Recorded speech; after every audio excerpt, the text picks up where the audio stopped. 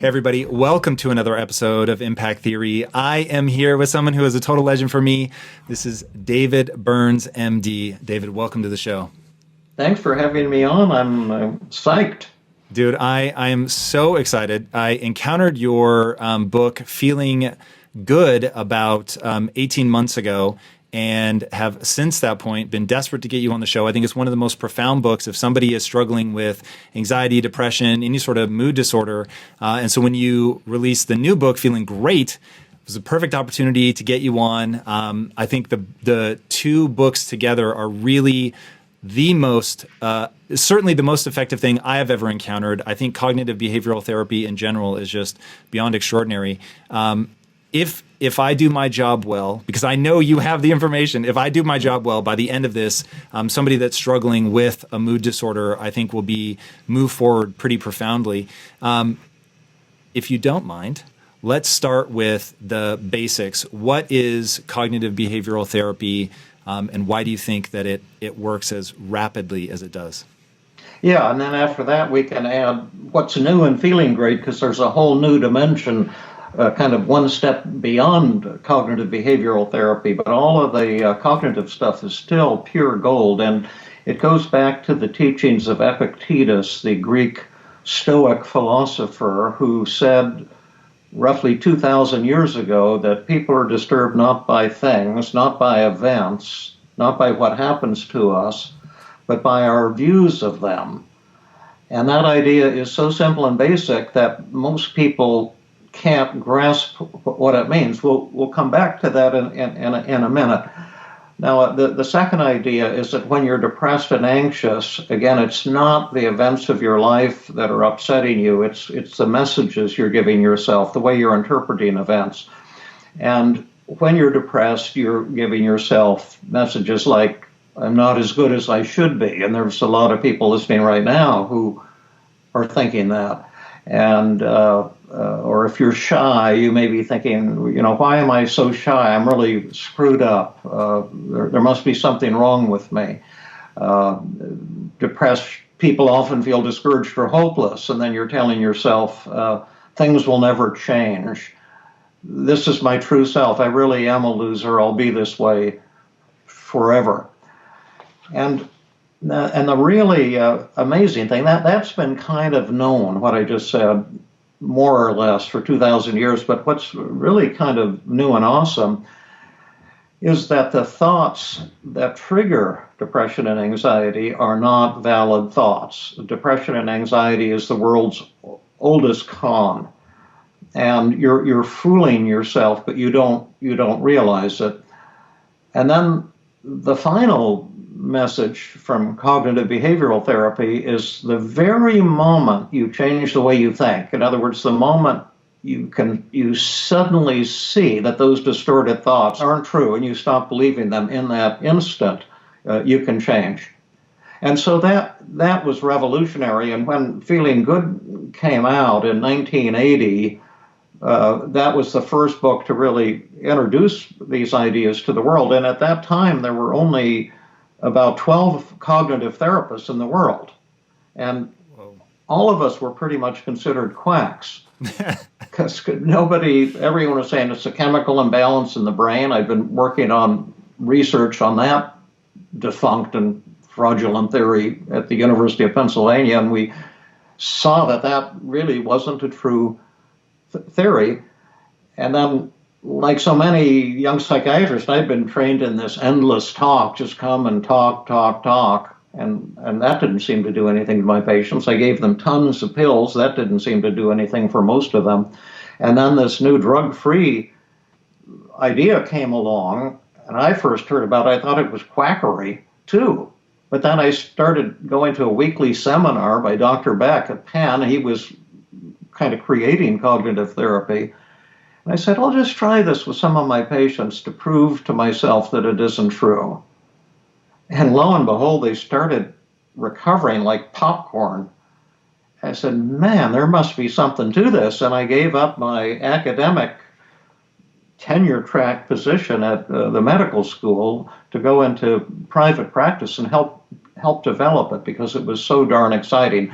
But that's the cognitive piece. And then what happened, I wrote this book, Feeling Good, just because I was so excited. I want people to know what was happening to my patients. I could barely believe it myself. People who had been suicidal suddenly recovering. It was so exciting. And then Feeling Good finally caught on. It has sold more than 3 million copies. The sequel, Feeling Good Handbook, has sold another 2 million. And cognitive therapy has become the most popular form of psychotherapy in human history. It's practiced all over the world, and it's the most researched form of psychotherapy in human history. Well, that was the magic as of 1980. And the cool thing was that if researchers discovered that if they simply handed my book, Feeling Good, to people going to a medical center for treatment for severe or moderate depression, they just say, well, it's going to be 4 weeks before you can see your shrink, but in the meanwhile, read this book. They found that 2/3 of them recovered with no pills, with no therapy, within 4 weeks, and didn't even want or need therapy. In Feeling Great, you point out that if somebody had told you sort of where you've come to now in terms of how rapidly these disorders can be disrupted, that you yourself would have said, this guy is a quack, they're a con artist. Yeah, and right. What I want to get to, so going back to that first notion that you talked about, that nothing is either good or bad, but thinking makes it so, right? The old Shakespeare right? Quote. Yeah. And I honestly, when I first heard that, I knew that it played a role. Like that seemed pretty self-evidently true to me. But 100% as a student of the brain, I assumed that this was going to be a balancing act that was maybe you began a process with the thinking, but ultimately it became a hardwiring neurochemical process, and that was where the real problem lied. But in Feeling Great, you walk through a story that I think is so profound. It's worth talking about here because this is probably the one people be like, but what about postpartum depression? That's obviously hormonal. That's obviously neurochemistry. And honestly, when you started the story in the book, I thought, actually, like how is it possible that that isn't hormonal and neurochemical? Yeah. Well, all your feelings result from your thoughts, and we don't know how the brain creates depression and anxiety, and these theories like of chemical imbalance was just rubbish from the very start. There was never any reason from a scientific point of view to link depression to a deficiency of brain serotonin. That was the theory. This is a neurotransmitter, serotonin, and it's too low in depression, and so if you raise up serotonin, people will recover. And we discovered that theory was bunk when I was doing my research at the medical school, because we had a ward for depressed veterans in the VA, and we did research studies there. And by doing what? Increasing their serotonin levels? Yeah. We gave them, half the veterans got milkshakes. They all got milkshakes every day, but half of them were laced with 20 grams of L-tryptophan, which is 20 times the amount you generally get in your diet. And that's the thing that goes directly from the stomach to the blood, diffuses into the brain, and is converted into serotonin. So we caused massive increases in serotonin in half of the veterans, and kept them on this program for 4 or 5 weeks. Kept measuring their moods the whole way. No, it was double blind. No one knew who was getting this massive boost in brain serotonin. And then we broke the code to see how the two groups did. And there was absolutely no differences in the groups. And neither of the groups improved whatsoever. So we published that in the world's top psychiatry journal, the Archives of General Psychiatry. And everyone ignored it until about 15 years ago, because it clearly. Why do you think they ignored it? Well, there's money drives stuff, and SSRIs, there's billions, big pharma. Yeah, there's billions of dollars being made on this theory. That's part of it, because drug companies can create a drug that has some effect on the serotonin system, and then they can get approval from the Food and Drug Administration to market it as an antidepressant. But now all of the new research indicates that the chemicals called antidepressants actually are not antidepressants. They're just placebos. They're just chemicals with side effects, and they don't outperform placebos. So we don't know the cause of depression. But the cool thing is that there's a chapter in the new book by Mark Noble, a neuroscientist, and his thinking is that the new T.E.A.M therapy, which it's like cognitive therapy on steroids, you might say, actually selectively activates. People aren't going to understand. They're going to read T.E.A.M in lowercase when it's actually an acronym. Just real fast, break it down. So CBT, cognitive behavioral therapy. T.E.A.M is? T is testing. We test patients at the start and end of every therapy session, and the readers of the new book will actually take these tests too to trace changes in their mood while they're reading the book. E is empathy. Empathy will probably never cure anyone of anything, but you've got to have it if you're doing therapy. And I tried to create empathy in the book too by showing warmth and compassion for the readers. And a lot of the readers in my book, first book, Feeling Good, have written me probably 50,000 and said, "You're the only one who understands me." So I think you can get empathy out of a book sometimes better than from a person. And then A is assessment of resistance. And that's the new dimension I've created in the last 10 or 15 years of my work at Stanford. That's different from cognitive therapy. Cognitive therapy is in the book, and it's still as good as gold. But in addition, I've developed new techniques to eliminate what I guess mental health professionals call resistance, which might not make much sense to the general public, but it seems like when it comes to change, we're all ambivalent. We want to change, and yet we have one foot in the water and one foot on the shore, and you can see it clearly. Like, take an example. When I do workshops, I say, how many of you would like to lose some weight? And, all the hands go up. And I say, you just made a mistake. It's not true that you want to lose some weight. You definitely don't want to lose weight. There's only two things you can do to lose weight, and they both suck. One of them is you start eating carrots instead of that yummy Cinnabon you love, and the other is you get out and exercise when it's like it is right now, and the air is horrible, or it might be raining or snowing. You want to be thin and attractive, but you don't want to lose weight, you see, and that it shows resistance. I mean, and it's huge, and it's real, and it's also true in depression. People who are depressed people, it's the worst form of suffering in the world, and they say, oh yeah, I'd give anything to get better. And then I say to them, and this is in the new book, well, let's say there's a magic button here. You press this magic button and you'll instantly go into a state of euphoria with no effort. Will you press that button? And everyone says, oh yes, I'll press it. And then I say, well, we don't have a magic button, but I have some magical techniques. And I suspect by the end of today's session, we probably can make it. All your depression, anxiety, shame, and guilt, and hopelessness, and rage, they'll all disappear. All right, so let's take this back to the post. We'll definitely get to that very counterintuitive punchline, but I want to put it in what I consider possibly the hardest example for people to get over. Sure, let's talk about that. Postpartum depression, woman. obviously hormonal. Well, yeah. How is that just her thoughts?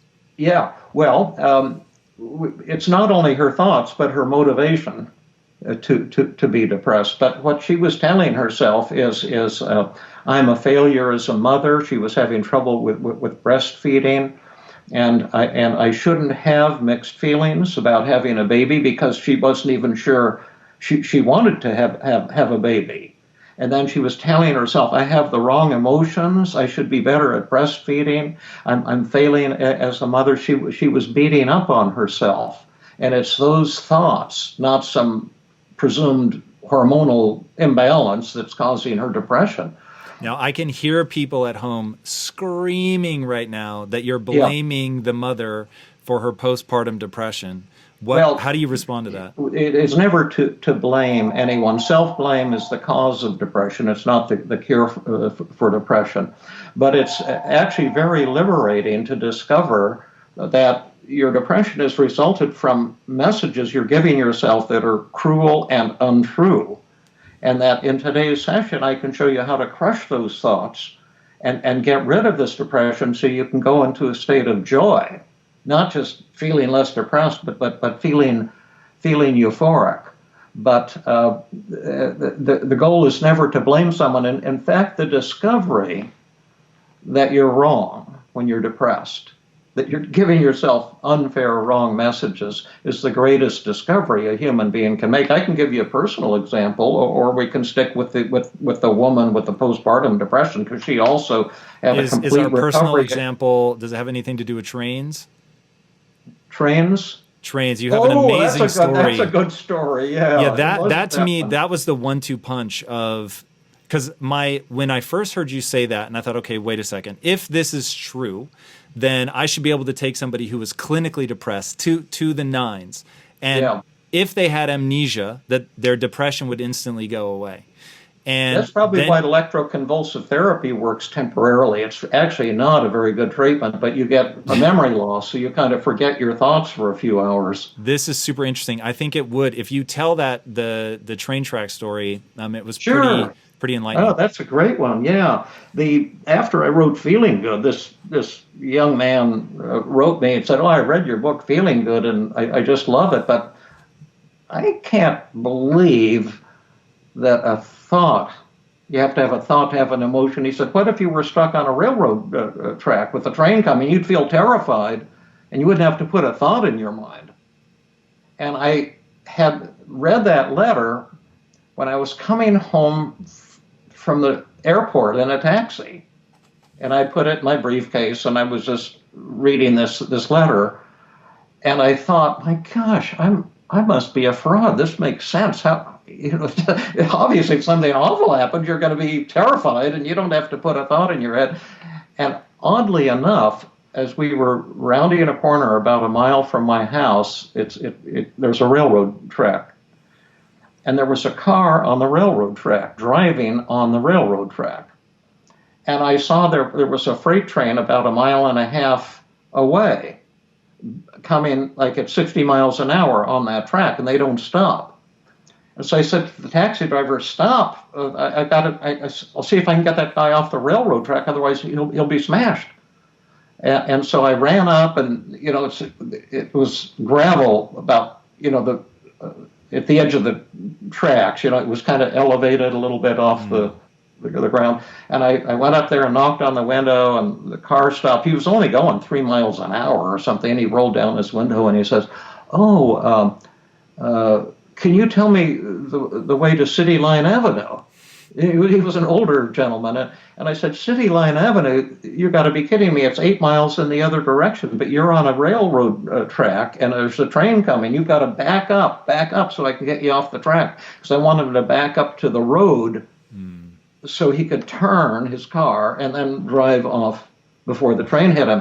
And so he starts backing up, and I got him to the road. Now the train is about 30 seconds away, and it starts honking its horn, like, "Get out of the way, get off the darn track." And he was just perpendicular to the train. And so I got in front of him and waved my hand, said, "Back up now, back up. You just got to back up 3 or 4 feet and the train will miss you." And the guy started going forward slowly. And then the train put on the whistle nonstop, put on its brakes, but it came skidding, and it hit broadside at about 60 miles an hour. And the car was ripped in half.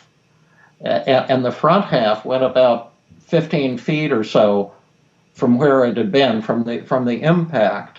And I rushed up to the driver's window again, and all the windows were smashed, and I expected to see a bloody, decapitated corpse, but the train had hit just an inch behind his head, and it was going so fast, it was kind of like when you pull like if there's a glass on a table and there's a cloth under it, you pull the cloth really fast, the glass doesn't fall over. And it was kind of like that. And he looked perfectly normal, but there was glass all over. And he said, "What direction did you say for City Line Avenue?" And I says, "You've just been hit by a train." And he said, "I have not." He says, "That's ridiculous." And I says, "Oh no? Why? Where do you think all this glass came from?" And he says, "You're right. It looks like somebody broke all the windows in my car all of a sudden." I said, "Where's your back seat?" And he turned around. He saw that half of the car was missing. And then he looked at me and he says, "Where is this train?" I said, "It's right there. It's 15 feet from here, and the engineers and they're running here right now." And he says, "This is wonderful." And I says, "Wonderful? What's wonderful about it?" He says, "Well, maybe I can sue." And then the engineers came up, the police came, the ambulance came. I gave my story to the police, and I went home and I couldn't understand what had happened. And the next day I was on my 6-mile jog, and I saw this man looking through the rubble, a younger guy. And I stopped and I said, "Oh yeah, what are you doing?" And he says, "Well, my father was almost killed yesterday. He was hit by a train, but somebody saved his life." And I said, "Well, that might have been me, because I was here and I was trying to get him off of the railroad track, and I didn't understand why he was driving down the railroad track. He was asking how to get to City Line Avenue." And then the fellow said, "Well, my dad's had dementia for quite a few years, and he lost his driver's license 5 years ago, but he forgot. And after dinner, he decided to take the family car for a drive, and he snuck out and went driving." And so that explained what had happened. But here you have the same situation. And I had the thought, my gosh, this guy's going to get killed. You see, so I felt intense panic. He had the thought, oh, this is great. I'm going to earn a lot of money from a lawsuit. So he was feeling happy. Same situation, different thoughts, radically different feelings. Yeah, see that when you told that story, I actually thought the punchline was going to be, okay, look, I'm actually making this up, but it illustrates a point. And then to hear that it was really real, and then it's interesting because it's really a two-way street, right? So you have your thought, it triggers something biological in the brain. So they did a study where they removed the amygdala on a bunch of chimpanzees, released them back into the wild, that an inability to feel fear. And so within 48 hours, they were all dead because they wouldn't avoid a predator. They wouldn't avoid limbs that were too small. And so if you can disrupt that communication, right? Because if you think something negatively, you are going to get a physiological response. You're not trying to say that, hey, you won't. Thing. Right. Yeah, and that to me is super interesting. So now going back to our woman with postpartum depression. So she's having these thoughts. They're giving her a neurochemical cascade where she is having a physiological response to this. She's confusing the physiological response with what's actually causing this. How does she then begin to back out of that? Like, how does she, what is the process, the mood journaling and all of that is going to help her get out of this? Well, there's two phases to it now. When I wrote Feeling Good, it was just how to crush the negative thoughts. But now I think it's worth walking us through that. I think people understanding the sort of gist of the 10 cognitive distortions. Well, sure, let's do that, and then maybe later we can talk about this amazing new thing that speeds recovery so much. She what is she telling herself? Well, she's telling herself, it's my fault that the baby isn't nursing. I'm a failure as a mother, and also I shouldn't have mixed feelings about having a child. Mothers are supposed to just love their children. And those thoughts have all of the classic cognitive distortions. For example, should statements. I shouldn't have mixed feelings. Also, self-blame. It's my fault that the baby is having trouble nursing. That type of thing. And she had about 8 thoughts, and they all had multiple distortions. All or nothing thinking, looking at things in black or white. Categories. Emotional reasoning is huge. A lot of people who are listening right now feel depressed and hopeless, so that they feel like losers, so they say, I must be a loser. I feel like a loser. I must be hopeless. I feel hopeless. She's also involved in mind reading. thinking, oh, other mothers don't have mixed feelings. Other mothers are, these ideal mothers. And so that's the first step, is to recognize that what you're telling yourself is not true. It's distorted. And the second thing is to realize that it's kind of mean-spirited, what you're doing to yourself. And I used a number of techniques with her that were all pretty darn effective, but one very simple one is called the double standard technique. Like, I don't even remember what I called her. I always disguise people's names, and then I can't remember. I know her real name, but whatever her name was in the book, I said, imagine that I was a dear friend of yours, and I look a lot like you, and I went to the same schools, I got the same grades, and I also have a new baby here, and I'm not you. I'm a dear friend of yours, and then.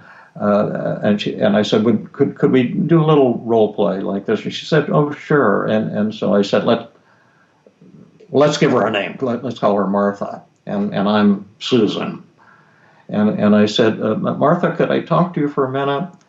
I don't know if you're aware of this. I just have a new baby. My husband and I, we've tried for years, and we pregnancy didn't happen, and we were almost given up, and then all of a sudden here came the pregnancy. Now we have this beautiful little boy, but he's having trouble nursing, and I'm telling myself that this is my fault, and that I'm a failure as a mother. Does that seem pretty valid? And then my patient, who was playing the role of herself talking to a dear friend, said, "Oh my goodness, that doesn't make any sense at all. Quite a few mothers and babies have this problem, and it's certainly not your fault if your little boy is having trouble with nursing, and it certainly doesn't make you a bad mother." And I said, "Well, that's cheering me up a little bit." But I want to make sure that that's totally true. Is that 100% true, or are you just BSing me? You just try to cheer me up? And she says, no, what I'm saying is totally true, 100% true. So I said, so if it's 100% true for me, and I'm like a clone of you, then that would be 100% true of you too. Is that right? She says, yes. So I said, write that down. We're doing this all in writing. And I said, now how much do you believe what you wrote down in the positive thought column? She says, 100%. And now how much do you believe the negative thought, this is my fault? And she said, 0%. And that's kind of how it works. But then I wanted to push it further. And I said, okay, will you help me on that one? But I have another negative thought, and I want to see what you think. See, I'm not always excited about being a mother.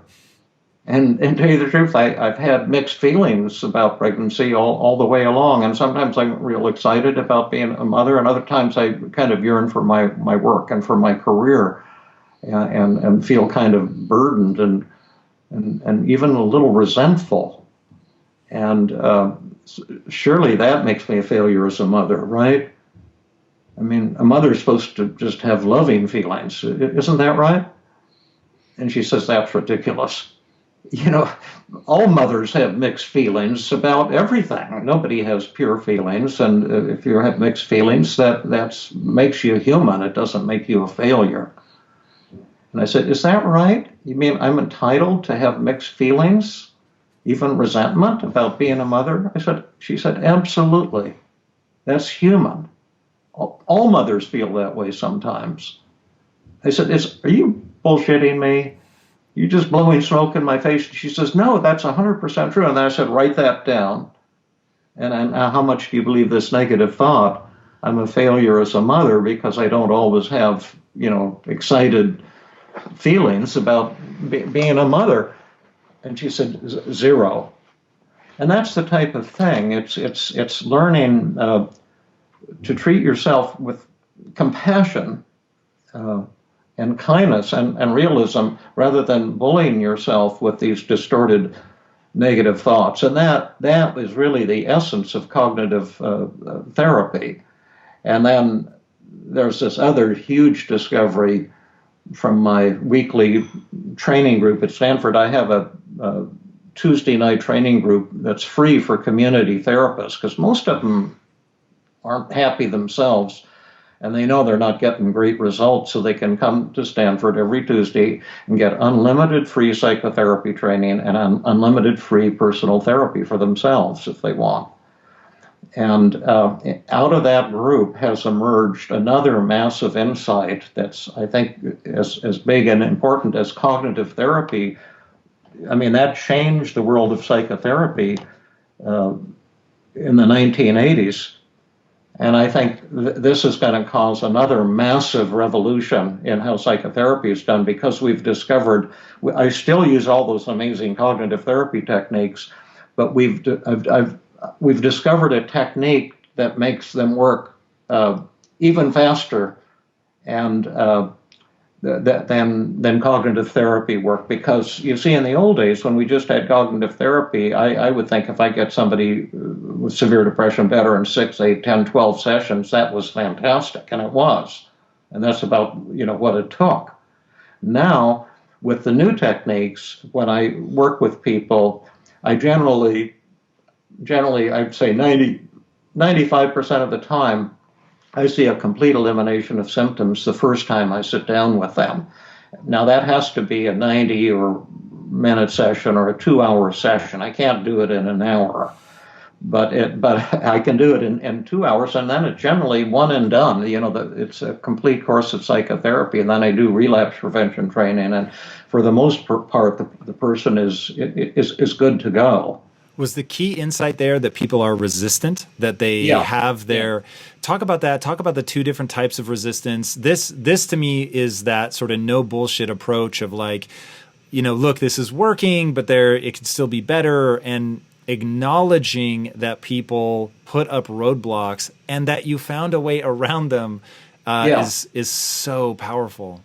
Yeah, it's been mind-boggling because I've never had so much fun doing psychotherapy because almost everyone recovers just right the first time I meet with them. When they get high, I get high. But the essence of it, see, Freud called this thing resistance. And people talk about resistance. Why do people want to be depressed? Why do they resist recovery? Because half of people have pretty strong resistance. Half of people do not. But about half of people will yes, but the therapist, and they seem to fight against effective treatment. And we used to think, we were trained to think that, this is their identity. They see themselves as a negative person, so they're afraid to let go of their identity, or they get secondary gain. They like attention that they get from being depressed, and things like that, or people like feeling sorry for themselves. And these interpretations of resistance are kind of put-downs to the patient, and I don't think they're true in most cases, and they definitely never helped anyone.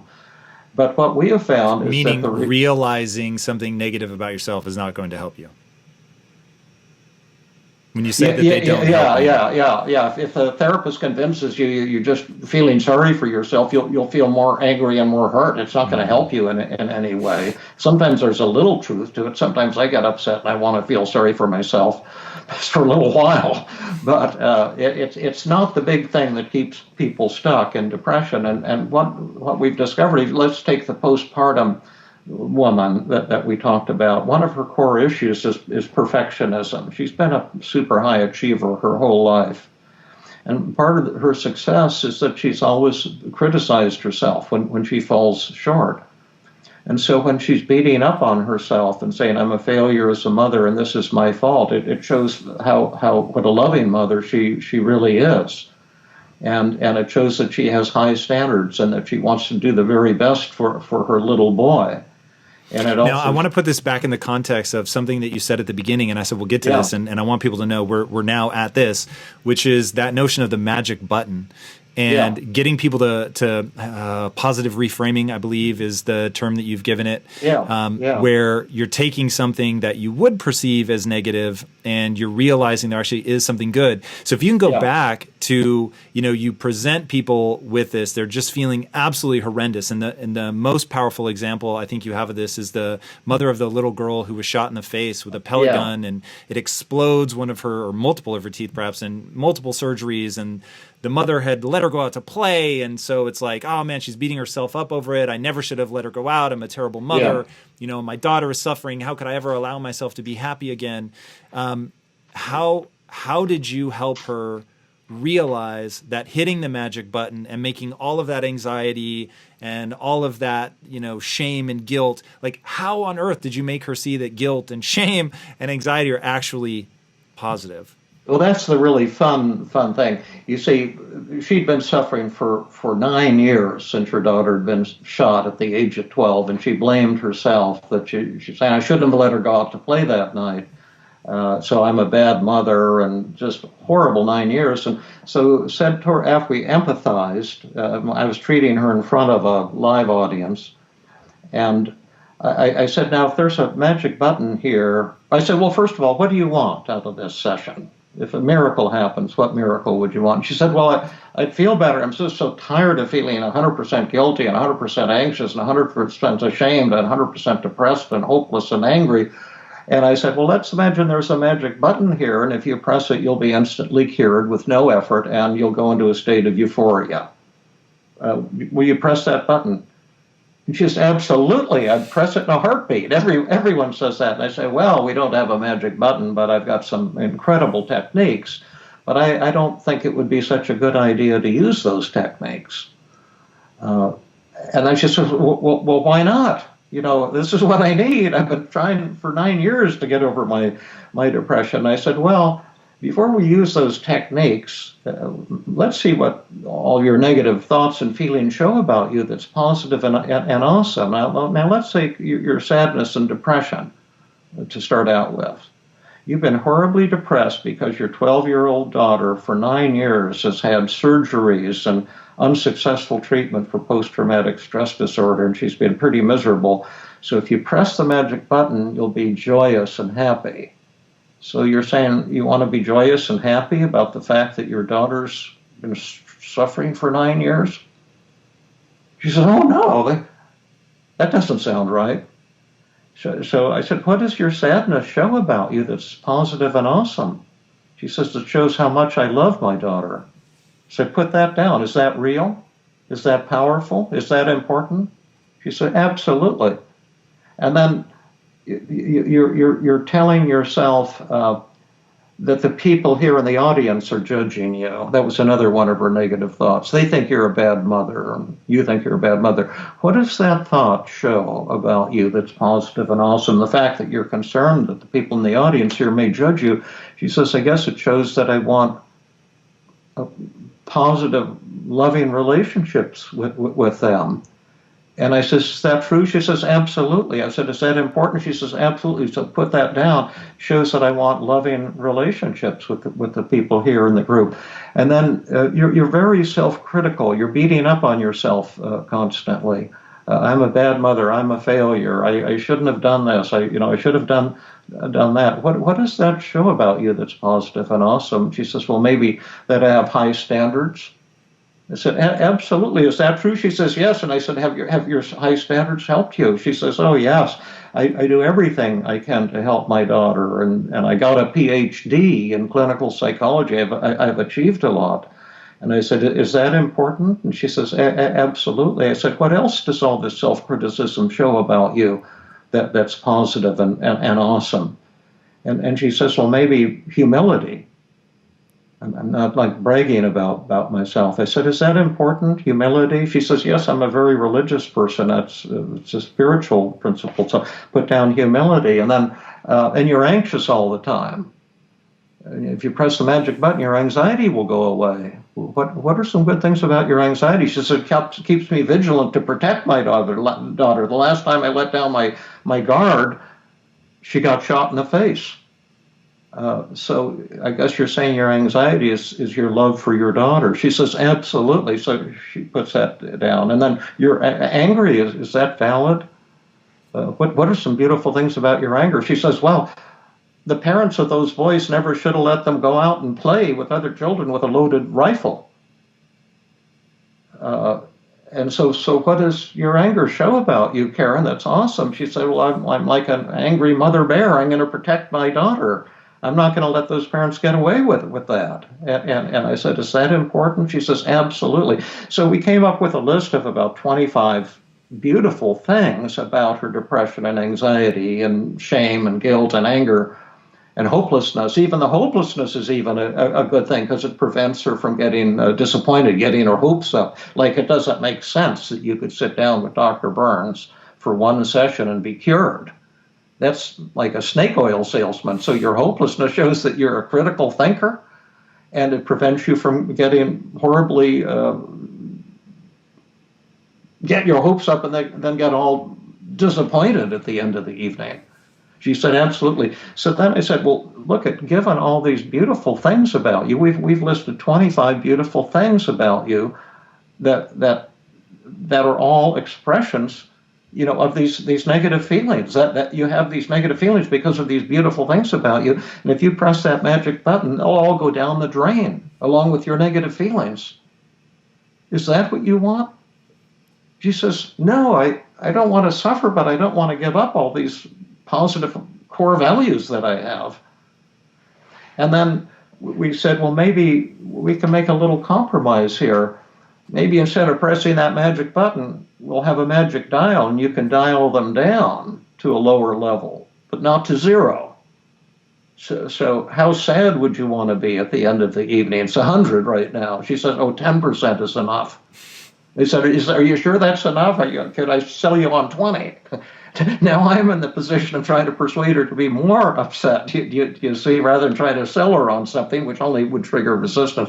And then so she dialed them to zero. She felt the shame. She didn't need any shame. And one of them she only needed 2%. And some of them she wanted 10%. And that type of thing. And now I've made a deal with her subconscious mind, with her resistance, that will dial them down to these levels, but no further. And then I said, now, Karen, that I have to advise you about one thing. The techniques we're going to use are so powerful that you might overshoot your goals. Like, your depression may go all the way from 100 to 0 rather than to 10. But don't worry, because if you get too happy, I'll help you work your depression up to 10 before the end of the evening. And then she started laughing, and at that point I knew I had her. And then it was easy. Then it took about 15 minutes for her to talk back to the negative thoughts, the same way we role played earlier, using double standard, identify the distortions, she not only went to 0 on everything, she actually went beyond 0 and went into a kind of state of euphoria. And the neat thing is I have all of this on video. And I'm going to be showing it in a couple of presentations for therapists and one for the general public coming up too. So people actually be able to see these little snippets. But that's how it works. And I want to go a little bit deeper into the resistance. So you talked about in the book how there's two types. You've got outcome resistance and you have process resistance. Oh, yeah. I'd love to know a little bit about that. And then I'd also like to better understand, is it that people are subconsciously identifying that these actually are good traits? Or is it that they don't want to confront something negative about themselves? No, it's just, confronting something negative about yourself, that would not be true in depression and anxiety, actually. It might be true when people are angry and vengeful or with habits and addictions, but in depression and anxiety, the resistance always results from things that are really good and beautiful about you. But this thing of outcome and process resistance is blowing my mind because you really read and got the new book, which is kind of exciting to me. But yes, there's 8 kinds of resistance. There's outcome and process resistance for 4 targets: depression, anxiety, relationship problems, and habits and addictions. Outcome resistance is what we just worked through with Karen, who was depressed about her daughter. It means subconsciously, you don't want a good outcome from the therapy. And in this case, because all of her negative thoughts were because of what's most loving and beautiful about her. But that's outcome resistance. Outcome resistance for anxiety is a little different. All anxious patients feel, or people feel like my anxiety is protecting me from something terrible, and if I was cured, horrible things would happen. So, for example, I treated a woman with obsessive compulsive disorder who was washing her hands 100 times a day, thinking she's going to get contaminated, and she wants treatment for that. And then I said, well, suppose I press this magic button and you'll be cured. Would you do that? She says, absolutely. I don't want OCD. I said, okay, so now you're cured, and so you're not going to wash your hands 100 times a day. What's going to happen? She says, my hands will get contaminated. And then I said, then what'll happen? She says, well, then I'll touch my children. Okay, and then what's going to happen? And then they'll get contaminated. And then what's going to happen? She said, well, then they're going to die of leukemia. They'll get leukemia and die. And then she started sobbing. I said, you still want to press that magic button? She said, oh, no, I don't want to press it. And that's the outcome resistance. You see, she thought that her anxiety was protecting her and her children. Now, process resistance is a little different. Process resistance means there's something you're going to have to do that you're not going to want to do to get better. See, it's not, once you've decided I want to get better, you're halfway there. But now, what's this thing you're going to have to do? Well, the thing that the depressed patient is going to have to do is psychotherapy homework, practicing writing down negative thoughts, doing the exercises in my books, like in Feeling Good and in the new Feeling Great. The crucial thing is to do these exercises, because that's where you reprogram your brain. That's where the change really happens. And so when I work with people, I say this is a gentle ultimatum. If you want to work with me, you must agree to do the exercises. If not, I'm not the therapist you're looking for, because all I specialize is quick, irreversible cures. And if you want to keep talking endlessly to somebody without, changing your life, then I'm not the person you're looking for. And I lay down the law, but in a loving way. And then most people want to stick with the therapy, and they do the homework. And 100% of the patients who do homework between sessions recover. 100% of patients who refuse to do homework do not improve or recover. So it's really a big deal. In anxiety, the process resistance is exposure. The anxious patient will have to face their fear, their worst fear. And when it's happening, it's going to be terrifying. And if you want me to cure your anxiety, you're going to have to confront your fears. Now, in most cases, I'll be there with you. I'll go with you to confront your fear. But you must do that. Just talking about your anxiety is not going to cure you. And I know how important it is, because I myself, when I wrote my book, When Panic Attacks, it was all on all the anxiety disorders. I discovered that I've had 11 anxiety disorders when I was writing it. I didn't realize this. And then in the 6 months after it came out, I thought of 6 more. So I've had 17 anxiety disorders. I've had fear of bees, blood, horses, dogs. I used to have incredible public speaking anxiety. Something like this would have freaked me out. And Talk to me about how do you do it with speaking? Because if you're going to expose yourself to speaking, the audience is not unconscious. You're there. You're exposed. Is it self-narrative? How do you do more than just be exposed? Exposure is important. Motivation is important. I use a lot of techniques, but I can tell you how I got over my own if you have time for another story. Yeah, please. When I was doing my research on brain chemistry, I was invited to go to a prestigious conference in England at Oxford University, sponsored by NATO. And it was called the Advanced Study Institute for Metabolic Compartmentation in the Brain. And I was doing this computer simulation work on brain serotonin metabolism. And so they invited the 80 of the top brain scientists in the world to go. And then 2 younger people who were kind of just getting started. And I happened to get one of those 2 invitations.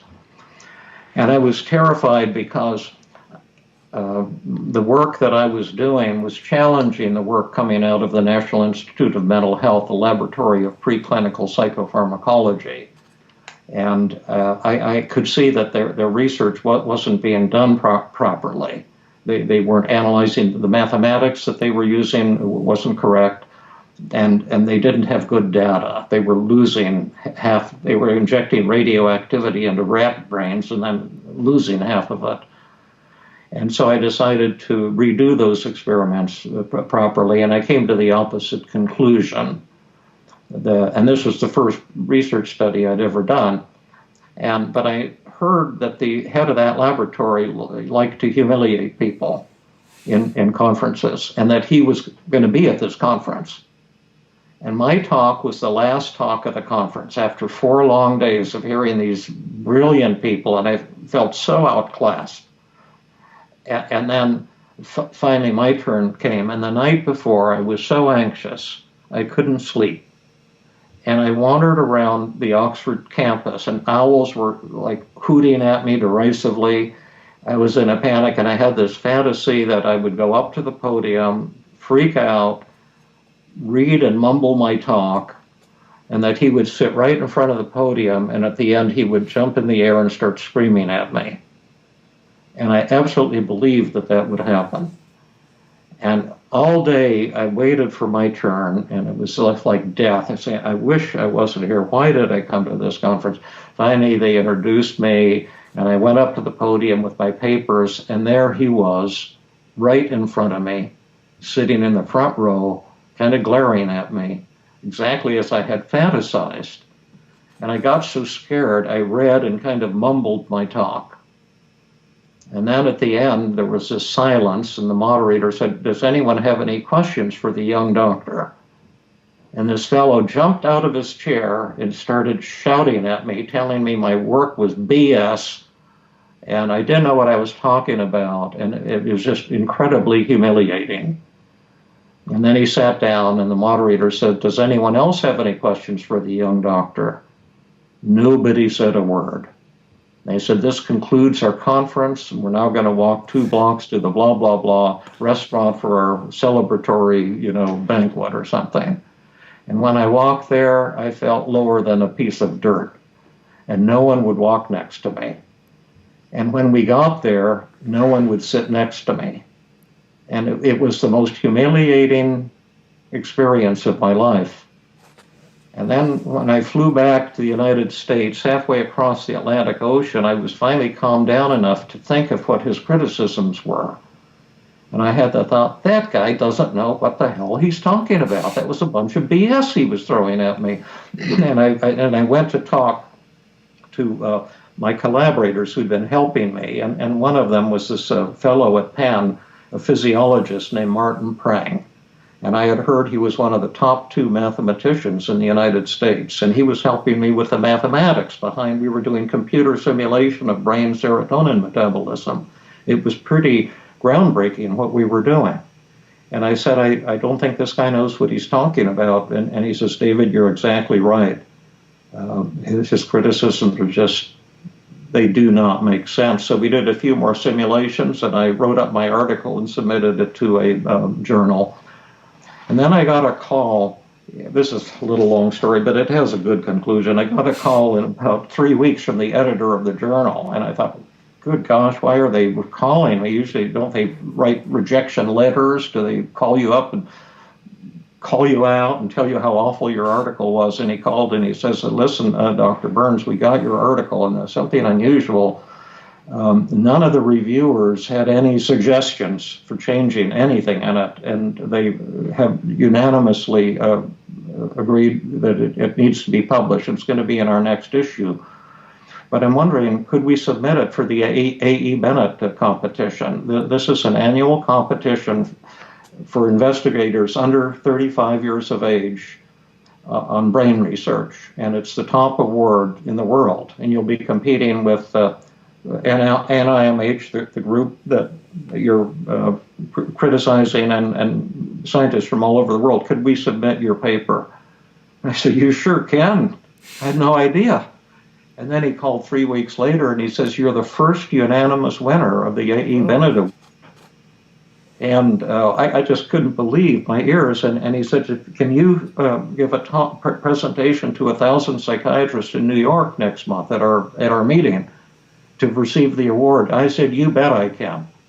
Absolutely." And then every night before I went to bed, I would start to fantasize, blowing it in front of 1,000 psychiatrists. Then I forced myself to change the image and to say, instead, to imagine just talking the talk with no notes and telling the people how lucky I was to work with Martin Prang and Dave Brunswick and Howell Herring and Jack London, the people on my research team, and how fantastic the discoveries we made were, and how grateful that I was, and what a fantastic experience it was. And I told them I wouldn't accept the award unless they made my other co-authors equal recipients, which they said they wouldn't do. And then I said, "Oh, then I won't accept the award." And they said, "Okay, we'll do it." Wow. And so they came too. And I just forced, and I imagined that at the end of my talk, everyone would rush up with congratulations and stuff, just the opposite deal. And I didn't believe it, but I kept forcing myself to think that way. And then when the day came, I walked up to that podium. My wife came with me to New York from Philadelphia. There were 1,000, researchers in the audience. And then I told them about the research. And it just, how excited I was, how grateful I was to have people of unbelievable brilliance, on my research team, and what the implications of the research were, and the methods that we had developed to do this research. And at the end, everybody rushed up to the podium, and just, it was exactly as I had fantasized it. So that was, how I got over another fear. And then the odd thing was that 2 or 3 weeks later, this group from Sloan Kettering in New York said, "Can we come and meet with you and Martin Prang in Philadelphia? Because we have an idea and we want to see if you think it's ridiculous or theoretically possible." Because you see, we'd been using mathematics and certain information to figure out what's going on inside of the brain. And they said that they had wanted to create something called a CAT scan that could take images of the inside of the human brain using electromagnetic stuff. And did we think their mathematics was valid? And wow. They think this was possible? Did we think this was possible?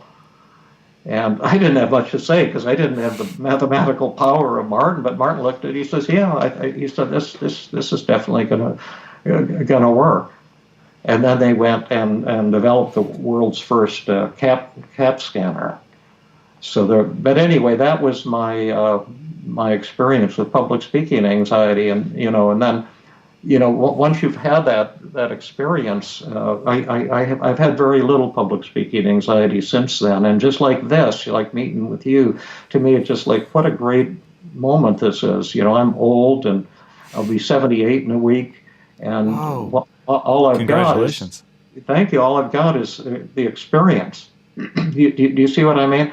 And what an experience this is to hang out with you and to share these stories that may touch people and change their lives. David, I am serious when I say I am so grateful for your work, and what you've managed to put together in just those 2 books, let alone the rest of your work, Feeling Good and Feeling Great, is transformational. And it was given to me originally by one of my employees who had been struggling with anxiety, and he had found this, and he knew that I had struggled with anxiety, so he gave me a copy. Oh, and yeah. As I was reading it, I was just like, oh my God, it's so step by step. It's so usable. It's something that you can deploy immediately. And the more you interact with it, the more sort of self-evident it becomes just how powerful it is.